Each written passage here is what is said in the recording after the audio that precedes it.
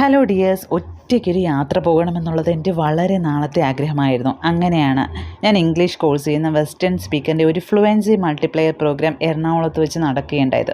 അത് ഞാൻ ഒറ്റയ്ക്ക് പോകാൻ തന്നെ തീരുമാനിച്ചു. അതും നമ്മുടെ വന്ദേ ഭാരതിലും ഞാൻ ഫസ്റ്റ് ടൈമാണ് കയറുന്നത്. അതിൻ്റെ ഒരു എക്സൈറ്റ്മെൻറ്റും ഉണ്ടായിരുന്നു.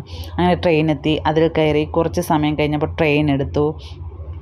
കുറച്ച് കഴിഞ്ഞപ്പോൾ കോഫി മിക്സും ബിസ്ക്കറ്റും കൊണ്ടുവന്നു. ഡൈജസ്റ്റീവ് ബിസ്ക്കറ്റ് എൻ്റെ ഫേവറേറ്റാണ്. ഇത് ചായയിൽ മുക്കി കഴിക്കാൻ എനിക്ക് ഭയങ്കര ഇഷ്ടമാണ്.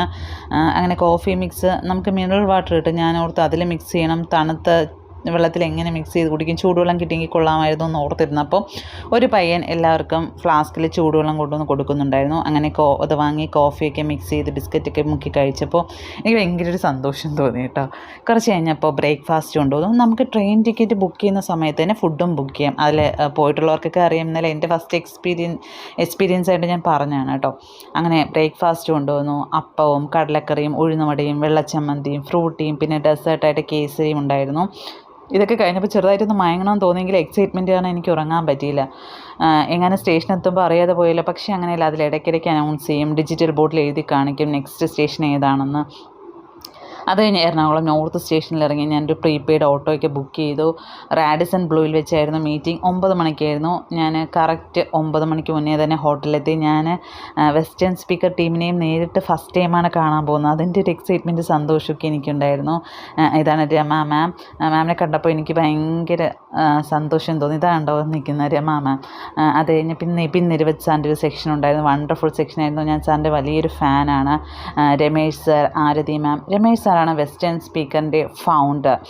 സാർ ഒരു ഇൻ്റർനാഷണൽ ട്രെയിനർ തന്നെയാണ്. സാർ ഇത്രയും ഉയരങ്ങളിൽ നിൽക്കുമ്പോഴും സാറിൻ്റെ ഓരോ സ്റ്റുഡൻസിനെയും കൈ പിടിച്ച് അവരുടെ ലെവലിൽ നിന്നുകൊണ്ട് അവരുടെ സ്വപ്നങ്ങളിലേക്ക് ലക്ഷ്യത്തിലേക്ക് ഉയർത്തിയെടുക്കാൻ സാർ കാണിക്കുന്ന ഡെഡിക്കേഷൻ എന്നെ പലപ്പോഴും അത്ഭുതപ്പെടുത്തിയിട്ടുണ്ട്. വളരെ ഡൗൺ ടു എർത്ത് ആയിട്ടുള്ളൊരു പേഴ്സൺ.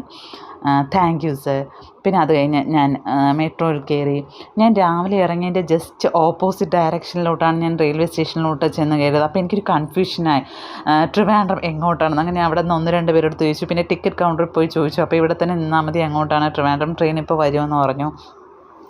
അങ്ങനെ ഞാൻ മെട്രോ സ്റ്റേഷനിൽ ചെന്നിറങ്ങിയപ്പോൾ മിൽമയുടെ പേട ഉണ്ട് കേട്ടോ. എനിക്കത് ഭയങ്കര ഇഷ്ടമാണ്. അത് ഞാൻ വാങ്ങി. അത് കഴിഞ്ഞ് കുറച്ച് കഴിഞ്ഞപ്പോൾ സ്റ്റേഷനെത്തി.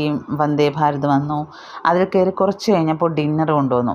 ചോറും ദാല് കറിയും കിഴങ്ങ് കറിയും ബീട്രൂട്ട് മെഴുക്കുവരട്ടിയും ചപ്പാത്തിയും പിന്നെ തൈര് അച്ചാറൊക്കെ ഉണ്ടായിരുന്നു. എന്നാലും ഒരു ഡെസേർട്ടിൻ്റെ കുറവുണ്ടല്ലോ എന്ന് ഓർത്തിരുന്നപ്പോൾ നമ്മുടെ പയ്യൻ വീണ്ടും ഒരു മിൽമയുടെ ഐസ്ക്രീം കൊണ്ടുവന്നു. അപ്പോൾ അതൊക്കെ കഴിച്ച് ഭയങ്കര സന്തോഷമായി.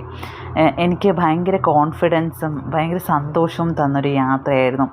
നമ്മൾ ഇടയ്ക്കിടയ്ക്കൊക്കെ ഒറ്റയ്ക്ക് യാത്ര പോകാം കേട്ടോ. അപ്പം നമുക്ക് നമ്മളെ തന്നെ തിരിച്ചറിയാനും നമുക്ക് ഉള്ളിൽ ഭയങ്കര ഒരു സന്തോഷം തരുന്നതും ആയിട്ടുള്ളൊരു എക്സ്പീരിയൻസാണ്. എല്ലാവർക്കും താങ്ക് യു.